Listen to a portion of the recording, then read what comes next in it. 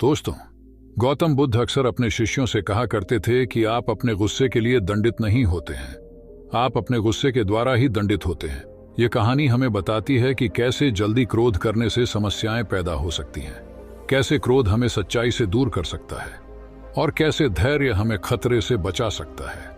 यह कहानी हमें प्रतिक्रिया करने से पहले सोचने और अपने अनुभव से सीखने के लिए प्रोत्साहित करती है। कहानी इस प्रकार है। एक बार एक राजा घने जंगल में खो गया था।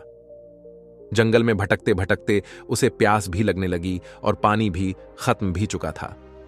चारों ओर खोजने के बावजूद भी उसे पानी कहीं नहीं मिला। उसका गला सूख रहा था। तभी उसकी नजर एक पेड़ पर पड़ी। उसने देखा कि उस पेड़ की शाखा से पानी की छोटी छोटी बूंदें गिर रही थीं। राजा पेड़ के पास गया और कुछ पत्तियां इकट्ठा करके उनका एक कटोरा बनाया और फिर कटोरे को छोटी छोटी बूंदों के नीचे रख दिया। थोड़ी देर बाद कटोरा भर गया।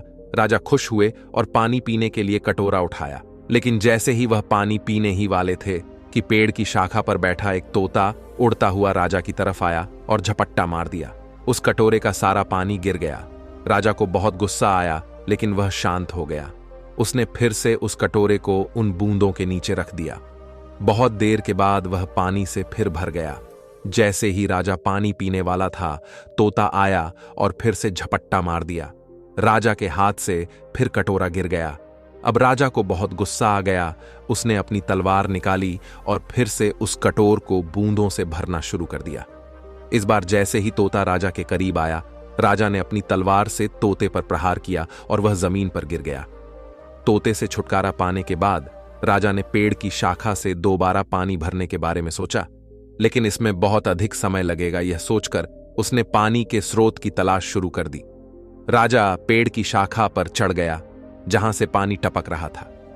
उसने देखा कि उस बारिश के जमे हुए पानी में एक जहरीला सांप मरा हुआ पड़ा था और जहां से पानी पेड़ की पत्तियों से टपक रहा था, जिसके कारण पानी जहरीला हो चुका था। यह देखकर राजा को अपनी गलती का एहसास हुआ। वह समझ गया कि तोता उसकी जान बचाने की कोशिश कर रहा था। उसे तोते को मारने का बहुत पछतावा हुआ।